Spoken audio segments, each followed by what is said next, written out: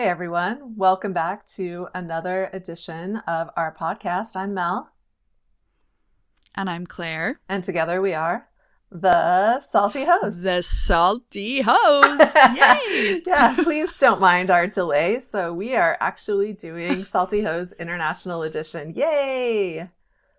Yay, we certainly are. And while we have got I think the sync issue mostly down, we're suffering from Claire's not so hot internet, but I'm literally sitting on top of the router. So, I cannot do anything. So it's in the lap of the gods. So Melissa, you might have to go off in like a dramatic monologue or something. Well, If I'm frozen with a bad face. I'm good at that. Why don't you tell our listeners where you are and what you've been up to?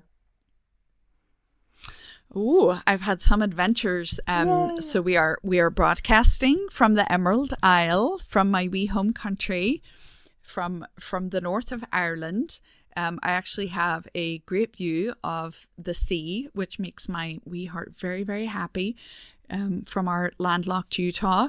I was in Krakow last week, and it is a beautiful city. And yes, I've kind of hit a wall of tiredness today, though. It just kind of all caught up. It was a very busy week last week. Oh, yes, I imagine so. You were at a conference and you were seeing your wee daughter, right? And hanging out with lots of people. So fun. There was a lot of peopling, and it honestly was really probably the best conference I've ever been to. There was lots of very smart people saying lots of existential things, and there was also this lovely like human moment, shall we say, of a priest, but he was a priest PhD, which I can't say I've ever met before. And the conference I was at, he has been coming to the conference every year since 1967. Oh my goodness. Yes, dude is committed. So I guess he's about to turn 90, and he was like, could be my last one, lads. So it was lovely though. They had him, stand up, and or they announced him, and he'd been every year since 1967, and everybody just did a standing ovation. Wow. It's given me like wee goosebumps remembering it, just for reaching 90. It was like wow, that deserves a little standing ovation. So wow, he got up and said a few words, and it was kind of like emotional. I'm not gonna lie. It's like, oh my God, like, yeah, it was good. oh, that's so sweet. And y'all were talking about cute. James Joyce, right? So it was like a little piece of Ireland and Poland. Yes, it certainly was. And there was a distinct lack of Irish people there talking about James Joyce. So I was glad I was there to represent. Well, I feel like many great authors, he does belong to the world, but he also belongs to Ireland. Yes. So that is nice that you were there. And he is definitely not a British writer, because you might hear this sometimes, but I am here to unequivocally say that was an accident of occupation at the time, and yeah, he's most certainly Irish. Yes, so if anyone from the University of Utah is listening, please take note. He is not, in fact, British. Thank you. Please change the catalogue, please. It's a really simple process, but that's yeah. Right. So, thank you for your attention to this matter. To this minor / very large details. So yeah, it was great. There were, and the university that it was in, Copernicus went there. Wow. He was a student there. Amazing. Back in the day, yeah, and they have actually a big, that I can't remember the name of it, the picture of him like looking up at the stars in the very grand room, and it was very grand. So it was good. Sounds like so much great. fun. And while it was lovely. While you were in Poland, did you nip down to Auschwitz to take your dating profile picture? Like our friend from our Welcome to Bummerville episode? Oh yeah, like I actually did think of that many times when I was there, because there are a lot of potential sites there that you could take similar pictures, and we were actually trying to plan that day trip, which didn't happen because it must be booked very, very long in advance. And so there was a group of people talking about how a lot of people choose not to even take any kind of pictures, or, because how do you share something like that? And I was like, well, I have a story for you. Yeah, exactly. Yeah, I would imagine. I mean, out of respect, maybe pictures wouldn't be like the first choice. Definitely not like selfies or yourself smiling or giving a thumbs up. That's for sure. But to put it on the dating profile picture is another level of bad taste. And if y'all don't know what we're talking about, please go back and listen to our Salty Bite, Welcome to Bummerville, in which we discuss this very phenomenon.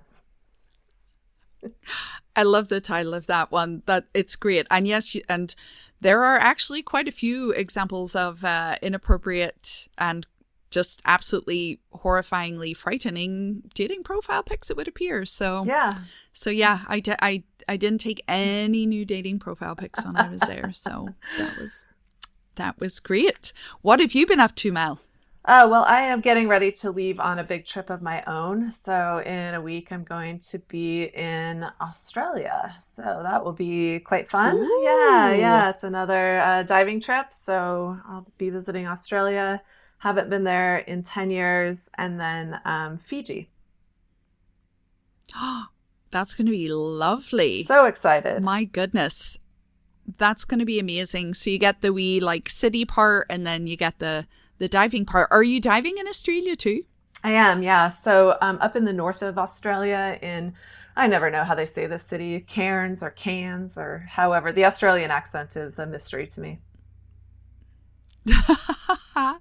It is very distinct. So, well, that will be lovely. And we really will be then broadcasting to you all from opposite ends of the earth. Yep. Very much so. So looking forward to that, getting ready.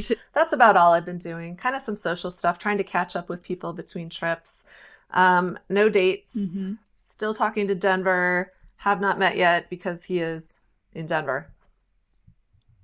Of course he is, because you find this lovely person that you get along with, and, and he's in Denver. So yay. Yeah, it's one of those situations where you're like, well, I just don't want to get my hopes up because I just feel like I'm inevitably disappointed when I get excited about someone. So trying to just like play it cool, right?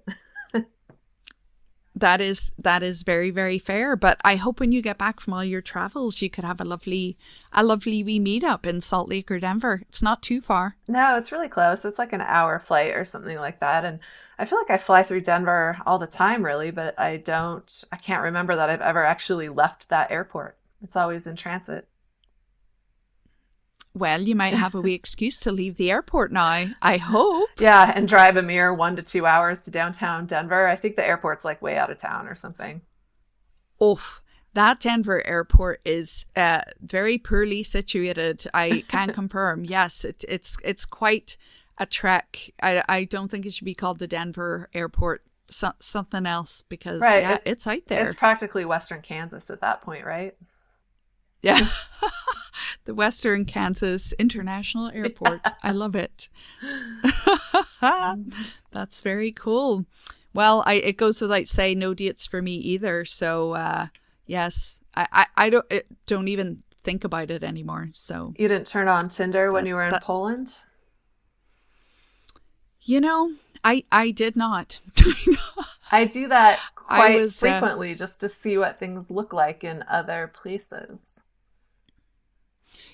I was going to put it on in Ireland for that reason, just to see, for shits and giggles, because I went out to a bar on Saturday night and I kept seeing people and I was like, I know that. Like, did I go to school with them? Who are the, men and women? And then this woman came up to me and was like, "Are you Claire?" And I was like, "Yes, I thought I knew you. Who are you?" Like, it was randomly somebody that worked in a hairdressing salon that my sister worked in about 40 years ago, and they all used to experiment on my head. Oh my God.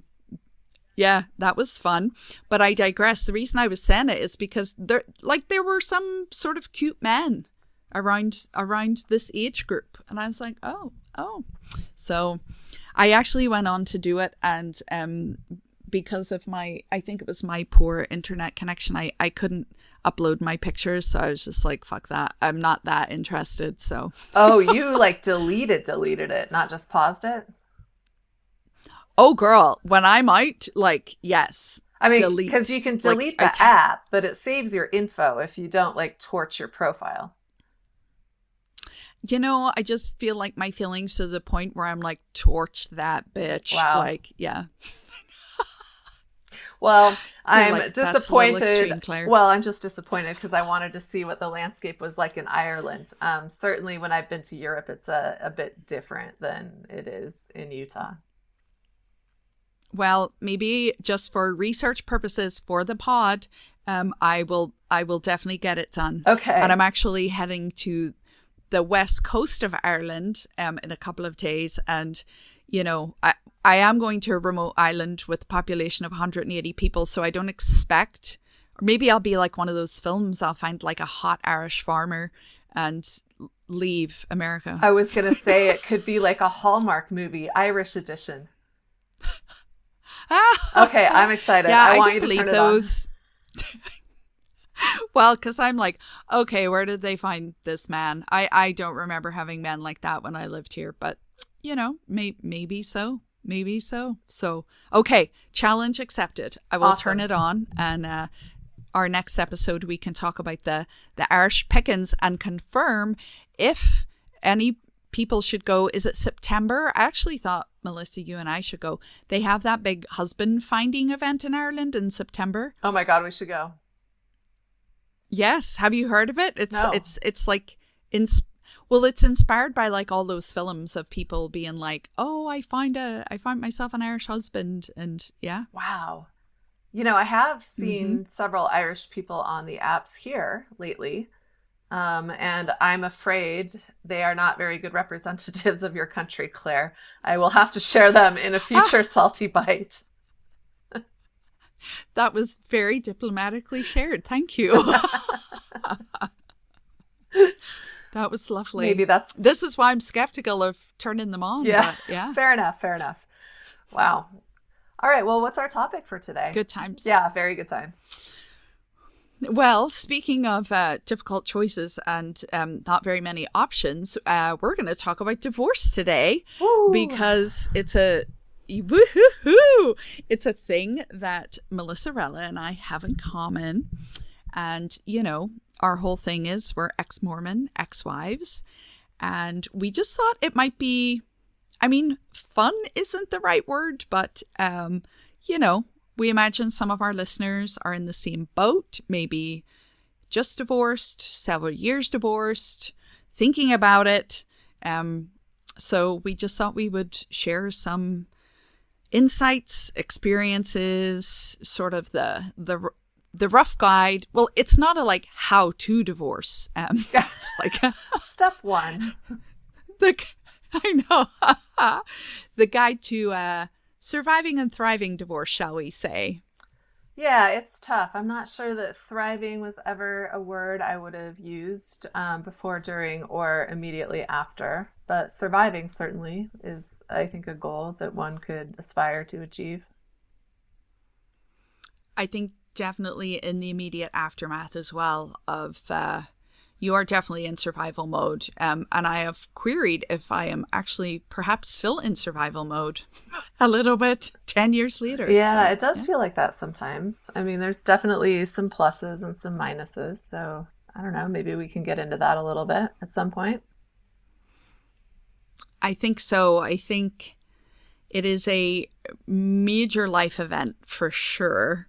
And, it can be a difficult major life event because, unlike, say, divorce or death or, marriage, even, it just sort of flies under the radar a bit. And just one day you're divorced and that's it. A whole Yeah. different life. Yeah, Definitely. it's a really weird thing. It's a really weird feeling afterwards for it just to be done and for the person you spent like all this time with to no longer be part of your day-to-day life. So, I mean, I think that's hard and it's a transition no matter how things were, before they ended. Definitely. And I think that that relationship, even if it's the magical unicorn of staying on good terms, it's still obviously very, very different to having everything in your life intertwined, with a person and then just suddenly not. So yeah, there's a lot to it.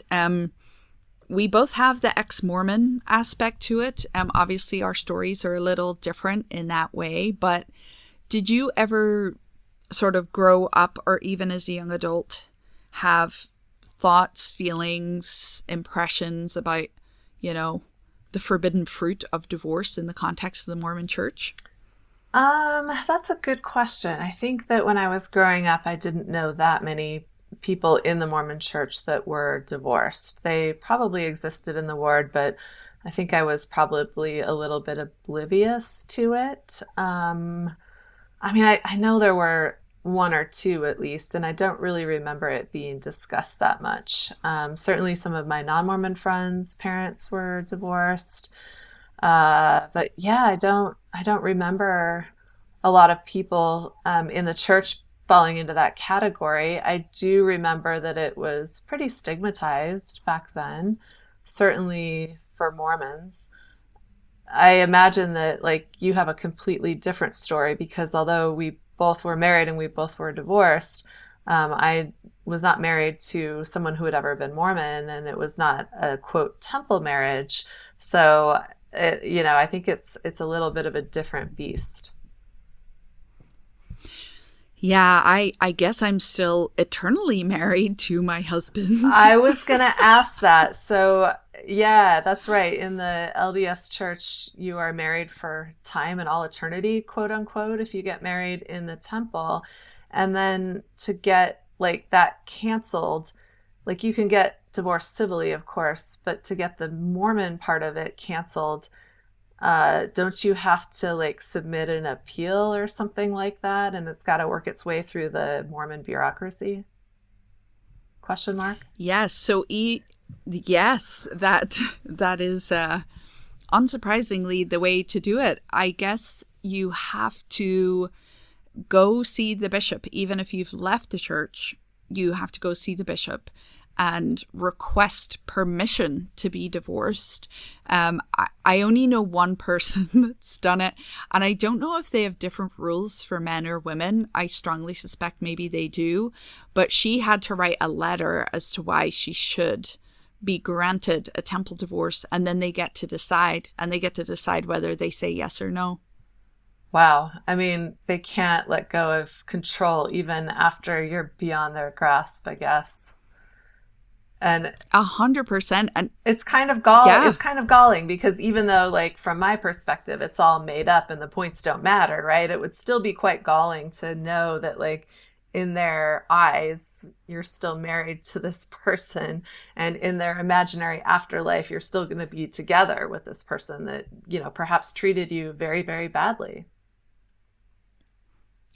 and maybe with a few sister wives thrown in because, That's right. the men's they can be sealed to more than one woman. So yeah, you might get to the other side and see your sister wives. And to your point, I have a friend who, the one who got the temple divorce, and it was initiated because her husband, her second husband, who has never been a Mormon, one day realized that her ex-husband thought they were still married for eternity.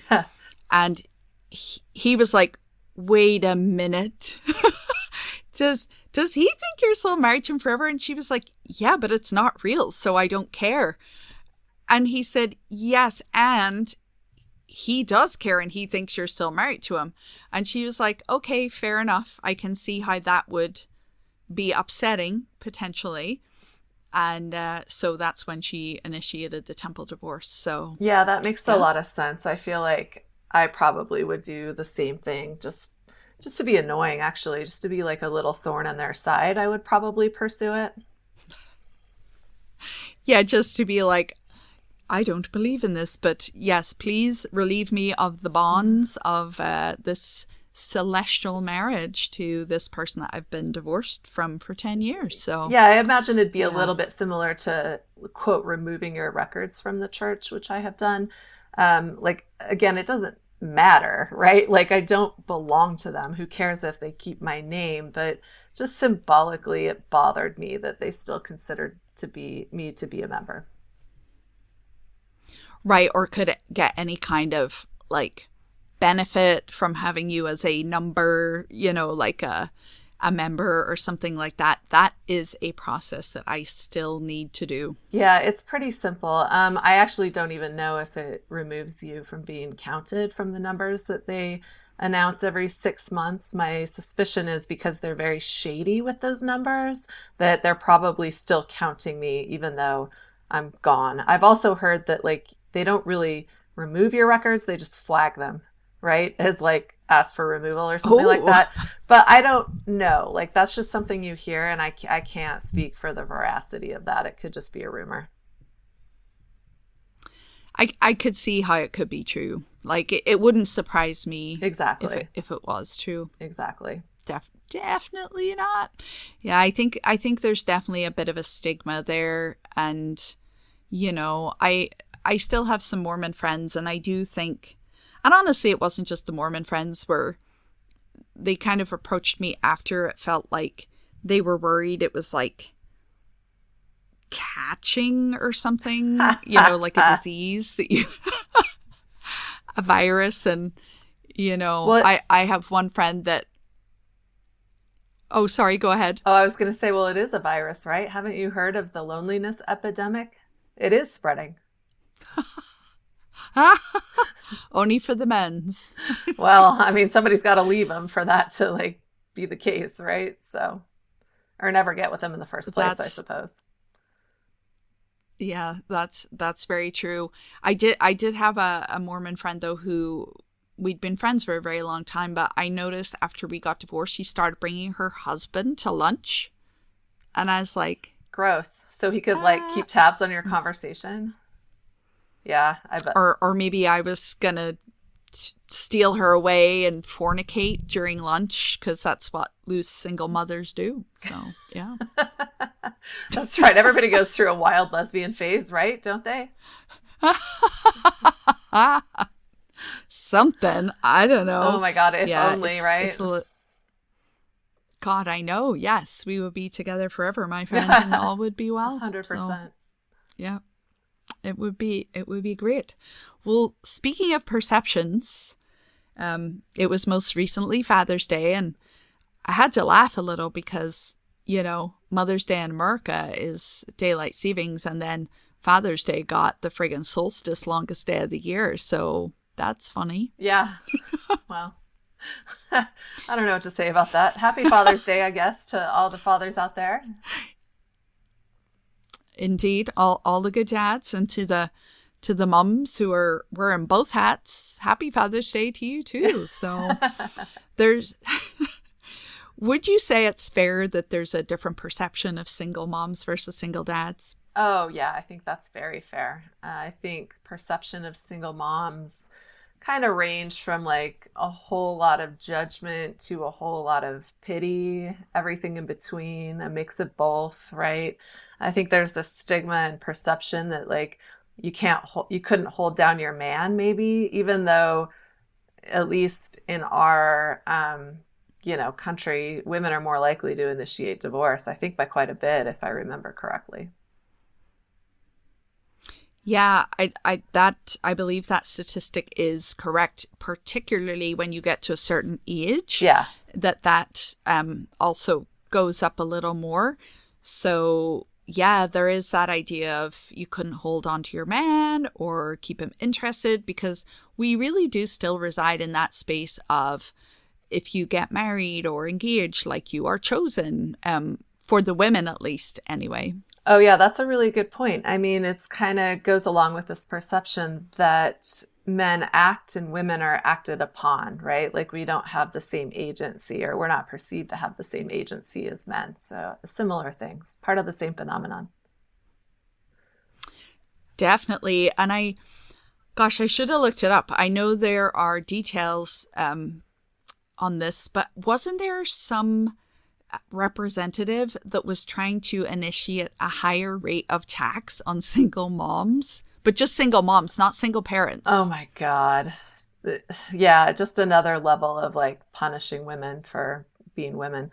That's pretty nasty. I'm not surprised it didn't pass even here because, I mean, what are you going to do? Like, that's going to be a drag on the state as well, right? Yeah, and just my jaw hit the floor when I heard the details around that because it was like, what the actual fuck? Like, I'm not saying in all cases, but in a lot, perhaps the majority of cases, a mom is typically the caregiver and, can be the one who is financially supporting the children in the day to day, shall we say, and to slap on. I mean, I already think there's kind of a single tax shittiness that I've noticed in recent years since filing my own taxes. I kind of think single people generally are shafted, but to add another layer onto it and only make it, female centric is kind of gross on multiple levels for sure. Yeah, absolutely. I think it's also the case that most women's financial situation gets worse after a divorce, on average. No, not for everybody, maybe, but I think that is on average. I think that, mom is more responsible for financially supporting the kids in a lot of cases. And I think you can probably speak to that much more than I can.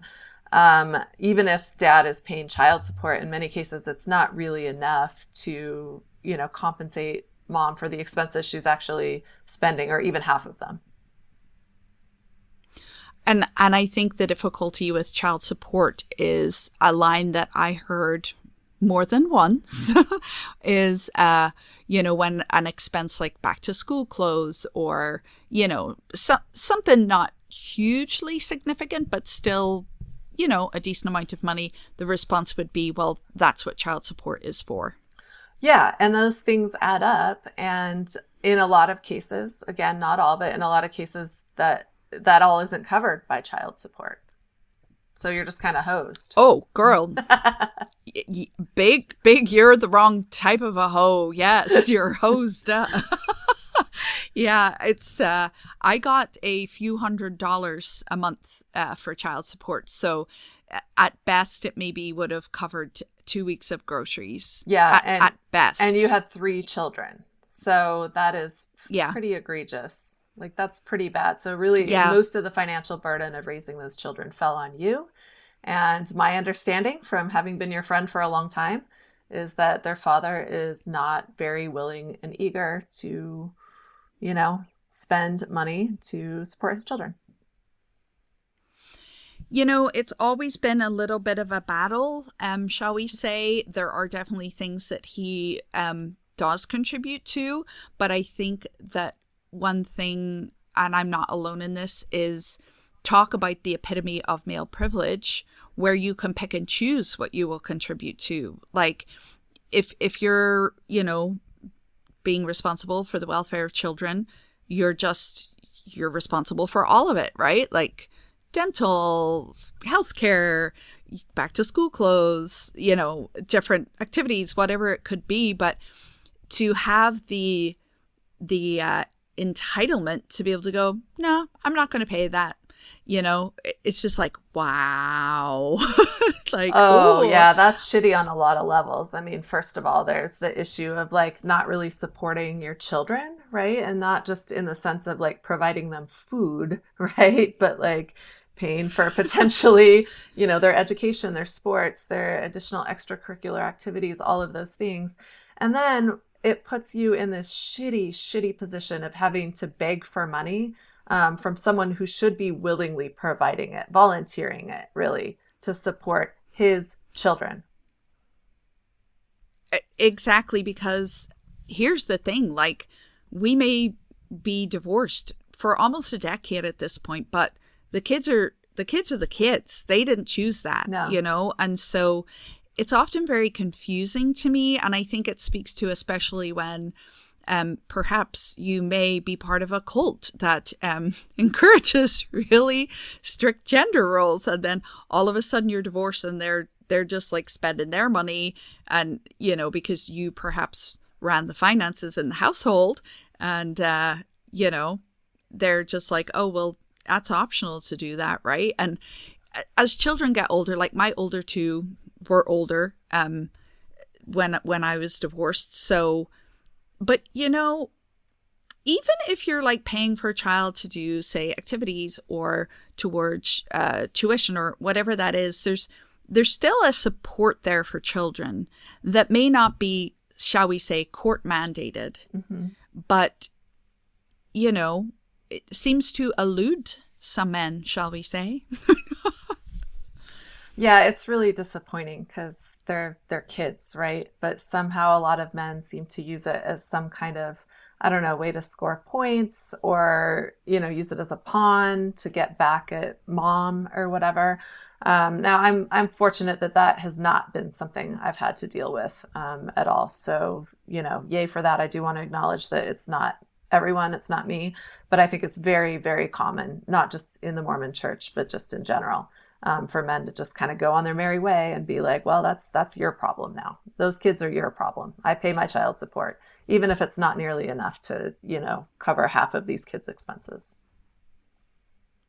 Absolutely. And as you say, it's not unique to Mormonism either. I think this is a very common complaint, and, men will sometimes, not always, pay what's mandated by a court and then just have that be it, with sort of no comprehension of what really raising a child, what it involves. And I personally turned down alimony when I got divorced, and that was maybe a stupid, stubborn mistake. But, I was just like, my thought process honestly was, I don't want to jeopardize anything for the kids by it being like a huge chunk out of his income, or something like that. It turns out that was a way too generous approach, shall we say. Yeah, maybe your mistake there was not realizing how selfish he could actually be when it came to his children.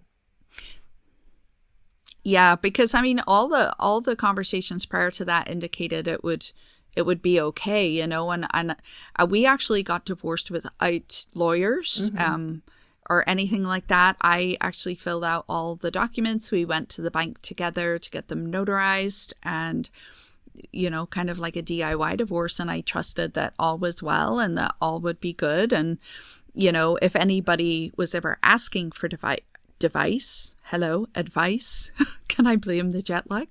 Advice getting divorced, I would say, I'm so happy that it feels good right now, but get everything in writing, get the T's crossed, the I's dotted, because you don't know what way it's going to go, particularly when perhaps a partner comes into the picture, which was a turning point in my particular case. Yeah, I think that's right. So I would advise the same thing. Yeah, no word of mouth agreements, right? No quote gentleman's agreements, because you can't guarantee they're going to be a gentleman. Yeah, this is very true. And again, speaking in a very broad sense from friends and stuff that I have heard have very similar experiences, and maybe experiences that also sort of seem to pop up even quite some time later too. Yeah, that's right. Tale as old as time.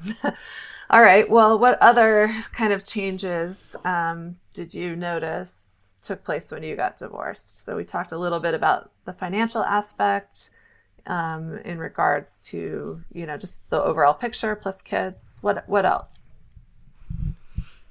Well, I think there can be, and I know that like everybody's story can be, again, very, very different, but I know just statistically speaking that for a lot of women, it really can sort of plunge them into this almost midlife poverty, depending on what age you get divorced. as I know a lot of women will sacrifice their career or education to support a husband. And I do know of some friends or friends of friends that have found themselves divorced and then been like, shit, like I have to get married again really quickly because I literally cannot support myself. And, thankfully I wasn't in that situation, but there was definitely a financial cost after my divorce for sure. It's a lifestyle change. It's, can be two incomes going to one income. It's definitely a financial shift. And I definitely had some very, very difficult moments in that regard. I think after I got divorced, just shifting to that situation. I think associated with that, like house stuff can be a change. Maybe you have to leave the home that you were living in, or maybe, you're left shuffling around a big house and all of a sudden have lots of maintenance or stuff like that. I definitely used to cry every time I mowed the lawn. Oh, that sucks. I lived on this, well, it was like a huge corner lot, and it was like a quarter of an acre, but it was very grassy. And, it wasn't a humongous house, but, and not that I did do the lion's share of the housework, definitely. No but way. Yard work was maybe a different. Sorry. Shocking. I know. Try to hide your surprise. Yeah. But, the grass definitely got to meadow status on more than one occasion. And then I'd be out trying to start the stupid gas mower and just be like, why? This is not the life I imagined. But yeah, what do you do? Yeah, what do you do? I think that actually kind of brings up another issue I want to talk about just a little bit, which is that growing up in the LDS Mormon church, women were encouraged to get married quite early. Now, men are also encouraged to get married early, right? Because that is one of the ways they lock down members for life, right? It's much more difficult to leave the church if your spouse is an active member. If you've already brought children into the church, then the barrier for leaving is much higher. So they have a vested interest in getting kids married. I say kids, but very young adults, one might say. Technically adults. Right. Only barely legal adults, right? Getting them married quite quickly. So they're locked in to a marriage and therefore, the LDS church. That's been a strategy for a long time. And of course, one thing that plays into that is that they're not supposed to have sex before they get married. So if you want to fuck, you got to get married, right? In the Mormon sort of whatever. But what is even more problematic, and that's pretty problematic, let's be real, right? Because I would say at age 18, 19, 20, 21, 22, 23, you don't know who you are yet. So to make a lifetime commitment, I wouldn't recommend it for most people. Now, sometimes it works out. Some people have their head on straight and they make a really good choice early. Fantastic, more power to them. But as a general principle, it's not a thing I would recommend. But even more problematic than that is the advice to women to drop out of school, or more. Yeah. And that was explicit advice when I was growing up, right? Is that once you lock down a man, you don't actually have to finish your education. And I saw that happen with college friends, college roommates. They would get married at age 19 and then stop going to school to support their husband. Now I think they've sort of changed it a little bit where they're basically yeah, women, I guess, finish your education if convenient, if you don't have kids, but they're still pushing them to have children, start popping out babies very, very fast. Luckily, I would say growing up, lucky for me anyway, I was kind of predisposed to reject this kind of advice because I just, I'm me. So that was never really going to stick. But I also feel like I had some level-headed adults in my life that were absolutely don't drop out of college, right? Now I didn't get married in college, so that it didn't really apply, but like beforehand, telling me don't stop your education, because what if you do get married, right? And like everything's great for a while, but then like he leaves you. Or what if he dies and now you have no degree, you've got no skills? Like, what the fuck are you gonna do? So I'm glad that there were at least some people with like some common sense around me growing up. So at least there was that story, even though that wasn't like the official party line of the church, which was get married, drop out of school, have babies, right? Just be a wife and mom, and that's all you ever get to be. Oof, yeah, I always remember getting the story, well, you can go to school, but it's just in case your husband dies. It was mostly, it was like, my question was always this. My question was always, but what if I want to go? Same You know, girl. like, what? Yeah, it's like, I'm not just doing this for need, I'm doing this because I want to do it. And it is interesting because, and maybe it was a cultural difference, there's not really sort of the cultural idea that you would even contemplate getting married while you are still in university. You just wouldn't do it, period. And so it was never a question for me to leave. And also the education system is different here in terms of you can't like stop school and then take a break and go back and keep your credits. Like, you major from day one. So if you leave, you're done. You have to go all the way back to the start, Yikes. all the way back to the beginning. Yeah. So I was in the oh my goodness, was I going into my second year of college? I think I got married at the end of my second year, but my BA was 3 years. And so it was decided that we would get married in America and move to Ireland for me to finish my last year of school, because I had much less time than he did, so that then we could move right back to America and I could work to support him through school. So that was the logic. But yeah, I wasn't dropping out at that Oh, point me at either. I all. mean, obviously, I didn't get married till I was 28, so it wasn't an issue. But like, yeah, that would have been an absolute hard pass. I don't think it's super normal for college students in America to get married, or if they do, it would be like right kind of at the end of college. You know what I mean? Like, I'm thinking about in the South where they tend to get married a little earlier as well.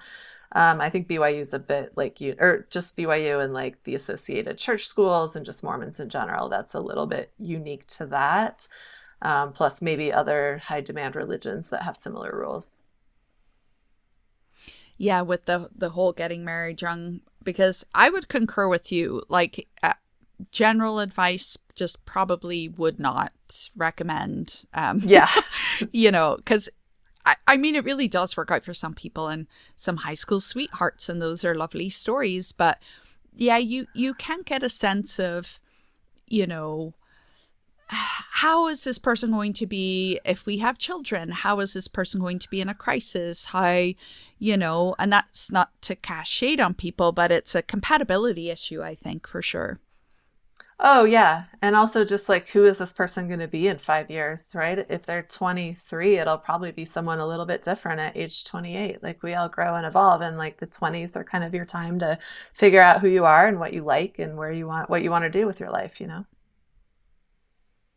Definitely. And also a danger if you do not in fact change by the time that you reach like 30. That's also kind of bad, I think, because we should all be evolving and growing, I think, Uh, at some point at I least. think so too. Yeah, 100%. All right. Well, what other changes came around after you got divorced? I would say that, like, socially, you kind of lose some people. So that's actually kind of sad, like friends that we had in common. And there weren't like too many, but I'm thinking of like some work friends that went really, really far back. You just kind of mostly cease to exist to those people.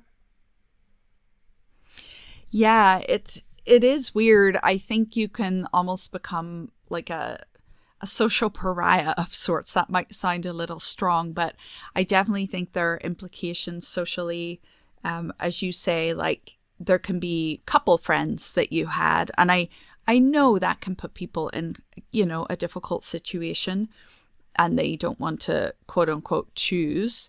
But, you can definitely lose some of those relationships. I definitely remember seeing some people I knew and had been quite close with on some occasions from his job. And I saw them after, and oh, there was some shade thrown my direction. Oh So I was like, no. okay, well, okay. And I think sometimes, and it's a little sad within your own friend group too, maybe, because again, maybe if you're not getting invited to things as a couple, people sometimes don't know what to do with the single invite. Yeah. They're like, oh, well, they'd have to come in their own. And it's like, yes, that is quite possible. So, Right. it can be, I think, a little weird on many fronts socially. And I definitely did have a period where I felt weird not going to events or parties as part of a couple. Like I kind of felt like I stuck out as a sore thumb. I don't feel that way now, but it took a while. Yeah, I definitely agree. There's still contexts in which it feels kind of weird. Like I'm thinking about, his school events or whatever. That can be quite awkward to show up single. I think that I'm fortunate in that I have a lot of friends who were my friends. And as hard as I tried to get him to be friends with them too when we were still married, he just really had no interest in that. He really, it felt like just wanted me to be his friend and nobody else. And he didn't really even want me having other friends or not that, not completely, but like not close ones, right? He didn't really kind of want to anything to take away from, you know, attention and time to him. So, you know, he wasn't like they didn't have to choose, I guess, is what I'm saying. It was just like, I'm the friend. So it was pretty simple.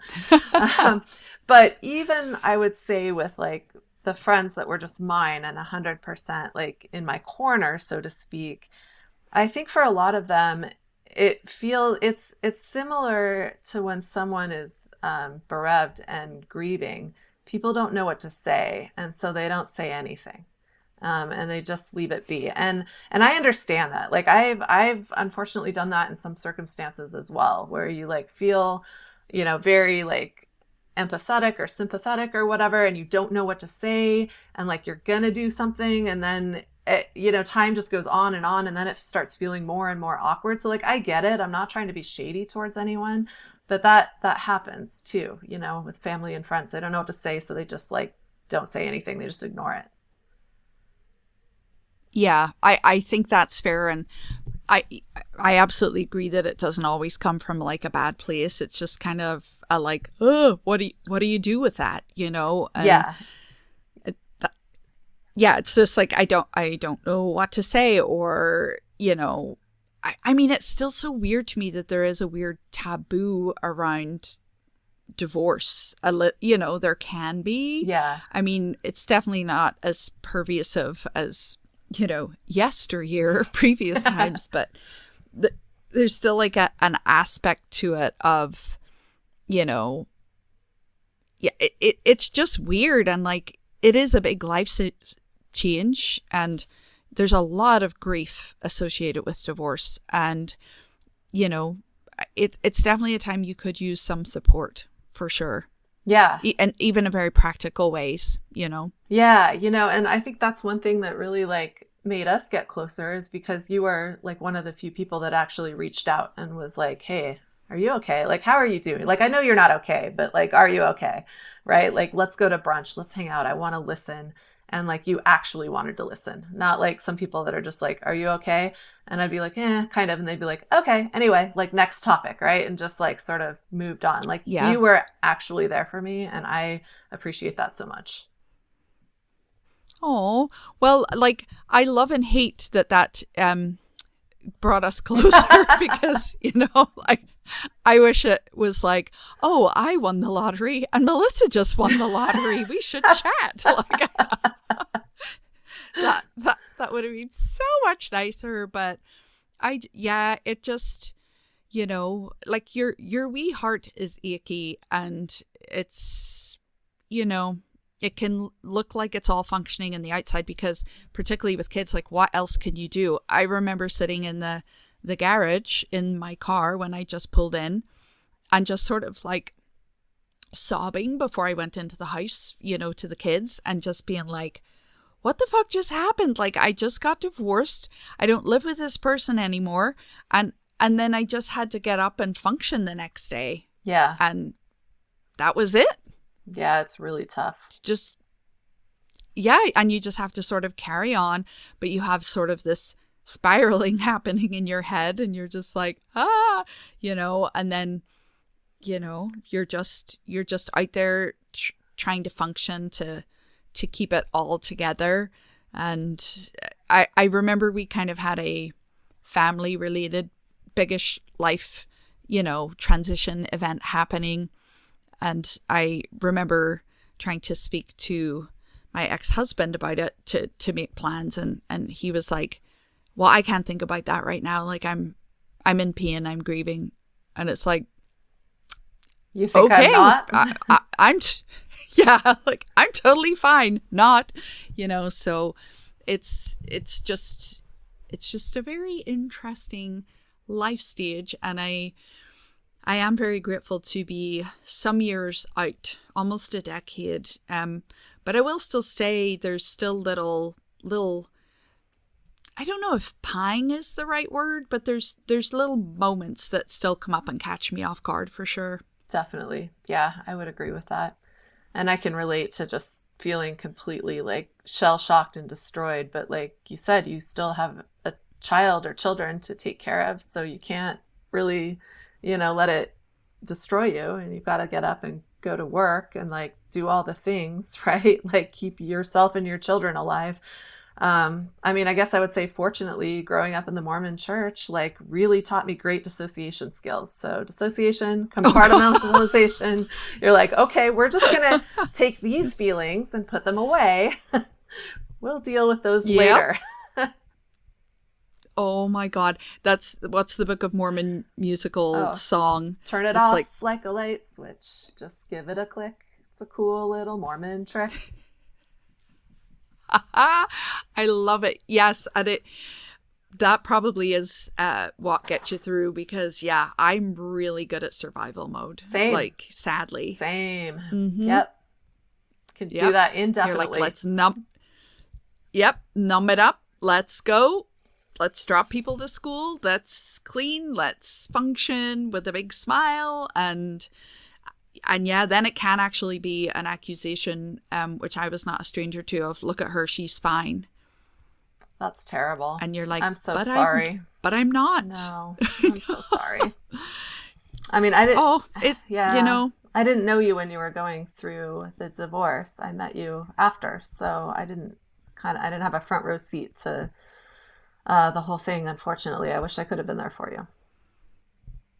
Oh, I know you would, but yeah, we weren't, we knew of each other at that point, but I definitely did have good people in my life at that time, particularly one friend who actually pre-divorce very bravely brought up some observations that she made, and it was very brave of her, because it could have absolutely gone very bad for her. I received them well, because I was feeling a lot of things that she had noticed myself and hadn't been sort of brave enough to bring up with friends. So I appreciated it, but I could have been like, fuck you, fuck off, and don't talk to me again, So I honestly even appreciate those moments of people just kind of going, hey, I notice a thing, Yeah, well, that brings up a good point. So in your opinion, what are good things to say to someone who's recently divorced, good ways to support, and what are some things that maybe you should steer clear of saying or doing? That's funny you say that. I think I've definitely thought more than once in my head, probably shouldn't say that to divorced people. Maybe we should, start a top 10 things not to say to a friend that's just been divorced. Right. One of them would be, and you know what, I absolutely believe that I was guilty of this pre-divorce, is when people say, "Oh yeah, my husband works a lot. I'm totally a single mother. I get it." Oh my God, Uh, that's shitty. no. No, you don't get it. And I remember that even before I got divorced, that used to irritate me because my husband had a high demand job. He worked a lot. He was not home very much at all. And I would sometimes have people say to me, "Oh, it's like you're a single mother." And I was like, "Well, no, not really." I I mean, know. thanks, but no. I'm just You're like, I appreciate the empathy, right. but Like I can no. see you're trying to be nice, but no, it's not really like that. Like I'm good. I'm fortunate. So yeah, that's not a great one. Yeah, I mean it's not a great one because, you know, to elaborate on it, like, hopefully if your husband is away a lot or travels with work, he's hopefully checking in, maybe FaceTiming you. So there's an emotional support there, right? Like, Yeah, there again, is. And totally again, know that's there's a two income situation, right? You're not like fighting over money. You're not begging for child support, right? Like all the things that might happen after divorce. And like you said, even if they work a lot, then hopefully you have some level of emotional support that's happening as well. yeah, like you would like to think that you have exchanged a text at least Yeah, or in the day, exactly. Right. or It's yeah, just not the or same maybe thing. you had coffee.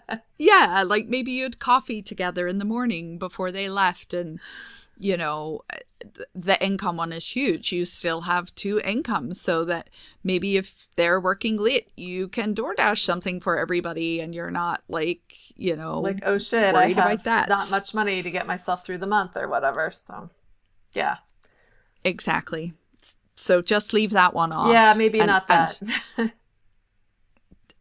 don't do that one. Have you heard anything that's ever given you like, oh my god, yeah, that's not how it is? um, I think that one thing that kind of grated on me was married friends who, seem to be in pretty stable relationships. Like, obviously, we're not on the road to divorce saying, "Oh God, I wish I could do that," or like, "I envy you," or like, "I'm jealous," and you're like, "Shut up." Shut up. Like, if you Yeah. want to leave your husband, leave your husband, but don't like be like, "Oh, I envy you sleeping alone," or like whatever. It's like, well, that's like your Yeah. choice, and like this, like things are not sunshine and rainbows right now. So maybe, like, again, I don't think it's from a bad place, but it kind of doesn't come off that well. Yeah, that would not be received well because it's like, "Oh, really? You would like to go through this? Okay." Like You can, sure, maybe we don't have yes, it's the choices available to all, and right? and maybe you don't have a big snoring person in your ear hole anymore, but there's also all the other side of it. And yeah, maybe that comes from a place of awkwardness or It does. but don't glamorize it, people. Don't glamorize your divorced friends as some kind of like fantasy that you're seeking. Yeah. Yes, I'm we're not your fantasy. Yeah, and on the same vein, like you mentioned this one, but I'll just say it. People saying, "Oh, at least you get a break from the kids." Oh, yeah, that one landed rough. I remember this kind of overachiever mom that I knew through kids sports, and she said to me, "Well, at least you get time on your own. I mean, I don't get any time on my own."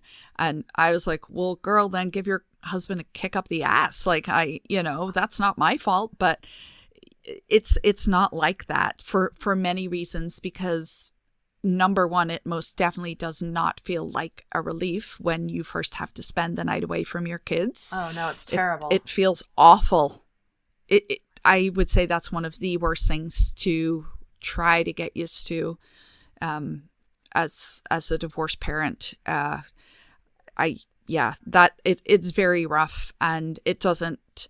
I think it changes over time, and you can not maybe dread the time as much, but it's yeah. Don't say that, people, either. Don't. Yeah, I mean, I know like kids can be a lot, but like I actually like my kid and I do not like Yep. spending even one day apart from him. So it is, that one's not great. Don't love that. It's no, don't love it because it is. It's like honestly, I don't think it's too hyperbolic to say it's pretty brutal initially. Oh yeah, Like it's horrid. I can remember going and buying my youngest like a toy, like a cuddly toy that she could have one for there and like one for home. And Oh, if I'm being honest, I think that was more for me. yeah. And, you know, so Oh, it's like so tough. I was not above cuddling my child's toy when she was not, Oh, at home for sure, because yeah, you do really miss them. Because, yeah, so I like them. much. I like hanging out with them. Yeah. So it may look like fun, but trust us, it's It's not. not that fun. Well, anything else people should avoid saying? I mean, I don't know. I think along the kid vein, I don't know if you ever had this happen, but I've definitely had people say, "Oh, well, I mean, my marriage is great, but I wouldn't get divorced because I have kids." Oh my You're like, God. Cool. Well, that's a fun backhanded way to say I'm a terrible parent. Thanks for that. yeah, you're just like, okay, well, I guess I'm a terrible mother, so there you go. I mean, you can't follow that up with anything. You're just like, okay. Yeah, you're like, thanks for rubbing salt into that wound. That was fun for both of us. Yeah, like, oh, I didn't agonize over that thought for years prior to actually getting divorced of how I was destroying my children's lives. But, I appreciate you mentioning that in such a passive aggressive way. So, yes, Yeah, I think don't say that. some people don't consider that in some cases, not in all cases, but in some cases, the kids are going to be better off with the parents divorced.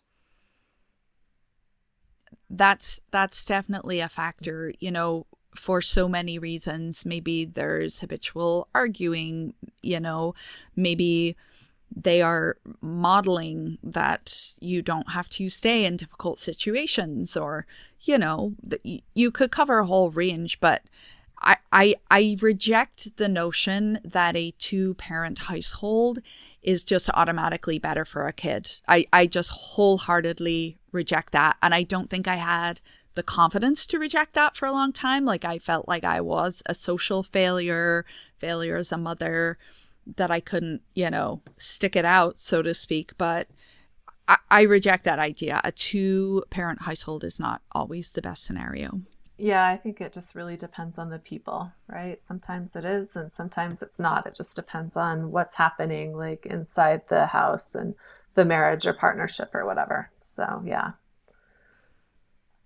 Well, and I feel like for a lot of people as well, it in some cases it can actually be better, because if there's one partner who, say, worked an excessive amount, that they might actually get to see that other parent more. I think that was maybe the case in my situation. I don't want to speak for my kids or my former husband, but I think in some ways they maybe did have more quality time together than when we were married. Yeah, I think that's definitely true. Yeah. All right. Well, For then, sure. kind of transitioning to the flip side, what should people say or do to a friend that might have been recently divorced? Oof. I'm delving deep to go back to think what could be useful in that moment. Gosh, I think anything that's useful at any hard time, a text, you know, a little, the something sitting on your step, a cookie or something. I don't know, I think it's just knowing that people are mindful of you, and acknowledging that, oh, this might feel difficult sometimes. It's not about big gestures, but I think it's just in any difficult human experience, it's nice to feel seen. It's nice to know that maybe somebody's thinking about you. It can just be a text. Um, it's just simple things, really. I do remember a lovely friend and work colleague who, this was honestly an amazing divorce gift. She bought me a divorce gift, which I thought was kind Oh, of cool to begin with. And she bought me a giant furry blanket and a really smutty novel. oh, that's hilarious. I love that. Isn't that cute? That's And I super was cute. just like, Yeah. She's like, I think you might need both of those things. Yeah. It's like, yes, thank you. You know, it was practical. So that was really, that was a very cute thing that she did. But yeah, I don't know, just being aware of holidays can be harder, you know, maybe just checking in with people on big days that they have. I have a friend who was divorced and has a longtime partner, and I've often heard her say that she, you know, thought about remaining single, but she likes to have somebody to share the good things as well as the bad things with, you know. So while that doesn't constitute something as big to go find a partner, you do like to share with your friends. And I have to say, you're a really great friend in that way. You remember the important dates, and you check in and you ask me how things went. And I'm very grateful for that, because that part can get lonely still. Yeah, I agree with that. Definitely. All right, so check in. That is a great piece of advice. You don't need to be brilliant. You don't need to really do anything. Just like be there, would you say? Mm-hmm. Yeah. I think that's, yeah, like in any way you would be there for a friend going through any kind of potentially difficult time, for sure. Yeah, that makes a lot of sense. What worked for you? What was a helpful thing you were on the end of?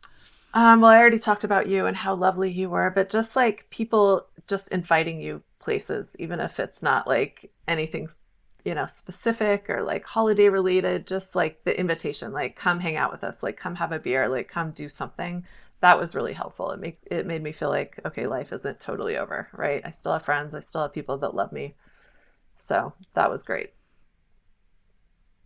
Yeah, I think that's helpful because, you know, whatever the state of the marriage, you are suddenly sort of thrust into this stage of not having a built-in to-go partner. Yeah, Like, exactly. you know, if you saw a new restaurant, you'd be like, oh, we should try that new restaurant, or a movie. Oh, we should try that movie. And for me personally, as I got divorced, like I was married for 20 years. So it was a decent amount of time. And I wasn't ready to go see a movie by myself. I wasn't ready to go sit at a restaurant by myself. Yeah. You know, all of those things I'm quite comfortable doing now. But it took a minute. Yeah, that's totally fair. And I mean, although I will do those things, it is still more fun to do them with another person for me. Oh, definitely. Yeah. And like, I would say you and I are both more than capable of traveling alone, you know, going to things alone, initiating things alone, but it doesn't mean that it's not lonely sometimes. Or maybe you travel and you'd like to be like, oh, isn't that cool? Yeah. Like, or, you know. Yeah, Definitely. for sure. All right. Well, I think we're running short on time, so we should probably wrap up. But any words of comfort, encouragement, advice, whatever, to someone who maybe is recently divorced or is perhaps contemplating getting a divorce or is in the throes of divorce, anything like that? What would you say to them? You know, I think I would just try to be truthful and say it's going to feel horrific. Even if you truly believe it's the better and the right choice, and even if you're leaving a situation of some kind of abuse or anything, it's still not going to feel great initially. No. But, you know, as with most things, the passage of time can do a lot. And, you know, maybe life will look a whole lot different than you think it's going or was going to look, but you're going to be okay. I know that's easy to say, but like you are going to be okay, and you can find those communities and you can find the people. I definitely find communities of divorced women that really was a game changer in many ways, just in terms of advice. And, you know, so it's going to feel terrible, and if you can go in accepting that and sitting with it for some time, it will be better. And I just remember feeling what I can only describe as terror. Like I couldn't exactly articulate it or pinpoint it to one certain thing, but it was a very overwhelming, scared feeling for sure. Yeah, But it absolutely. will go. I can relate to that as well. And you'll feel more capable eventually on the other side. Definitely. What about you? Last words of wisdom. Oh, I think everything you said, I would definitely countersign that. Completely agree. Like, just hold on to that. It gets better because it will. And then I would also say to just add on to that, practically try not to make any really big decisions like the first few months after you get divorced. Now, sometimes like circumstances dictate that you do have to make a big decision, but like I would try to minimize making big choices while you're still reeling from that. And in particular, I would say don't jump into a really serious relationship right afterwards, like within the first 6 months. Like, sure, date around, but I would probably say don't jump into like something else just as serious. CC Jesse Draper. Oh, I know that is the advice that you do not want to hear post divorce. Uh, But it's honestly very good advice. yeah, Yeah. I mean, I think dating is good. I think that's healthy, but I don't think it's healthy to just like try to fill the hole by latching onto the first person that comes along. Yeah, cuz you have to have, you know, I know it's kind of like a cheesy trite saying, but sort of, the only way is through in those cases. And I think the distraction of a relationship very soon after will sort of paper over some of those things that you maybe need to sit with for a minute. Yeah, and I also think you need to sort of figure out who are you post divorce, right? Like what's important to you? Like you have to redefine yourself, especially if it's been a very long relationship, like it was for both of us. Yeah, because you really kind of don't know. You've been a wife, you've been a mom, and yeah, there's just some, I think, beneficial quiet time to be had for sure. I think the impulse is to want to be attached. That was definitely an impulse I felt for a long time. And if you had have asked me, where would you be 10 years after divorce? I'd have been like, oh, I'll be married again. I'll have a new house. None of those things have come to pass. And I'm honestly a little bit glad about that. Yeah, I'd agree for myself. Well, good times. Yeah. Here we are, my friend. Well, here we are in two very different places on the globe, and next time it will be even more different when we record next week. So stay tuned. Maybe, I don't know what we're going to talk about next time. Maybe we'll do a fun vacation issue or whatever, but rest assured, we'll do more jokes. Oh, definitely. Yes, this was kind of a serious topic. So yeah, maybe we'll get back to men with dirty butts and other such dating horrors, The post divorce Yeah, it'll be the relationships. precursor to divorce. Men with shitty pants. Yes. Oh God. Clearly, my picker. And to be very clear, I was not talking about my ex-husband. I was Oh, I talking know. about a post-divorce Sorry, I relationship, should have made that and clear. oh no, I just wanted to clarify that for the listeners. And my picker was definitely quite broken for quite some time post divorce in my eagerness to be coupled again. So that's a great reason as well Yeah. for. I mean, not everybody is like me. Some people are smarter. So, but for me personally, that was Or an maybe issue. you just never found anyone that like they wanted to go on more than one date with. I don't know. Just pulling that random Oh example out God. from nowhere. Um, Oh boy, oh boy. Yeah, it's challenging. The post-divorce landscape is challenging. yeah. So, Well, yeah. all right. Well, go out and enjoy your beautiful, beautiful homeland. I can't wait to see more pictures and I hear more will. stories. One of my favorite things is it's light. like light until about 10:30 p.m. I love that. And then it slowly gets dark. Oh my God, it's incredible. So I do enjoy that part, but it's not making me go to bed very early, but Okay. it's good otherwise. So Well, yeah. get out there, enjoy the remains of the day, and I will return. Sorry, this is the bad transatlantic Wi-Fi, but I was just going to say I'll return and report with Bumble reportage from the beautiful Emerald Isle in our next episode. Or Tinder. That's always entertaining. Oh, yes. Maybe I'll turn it on in Australia. Yes. All right, friends. Thanks for listening. Preview of coming attractions. We will catch you next time. If you like this episode or any of our episodes, you know what to do. Comment, follow, rating, review, all the things. We love you, and we will come back at you next week. See you soon. Bye. Bye.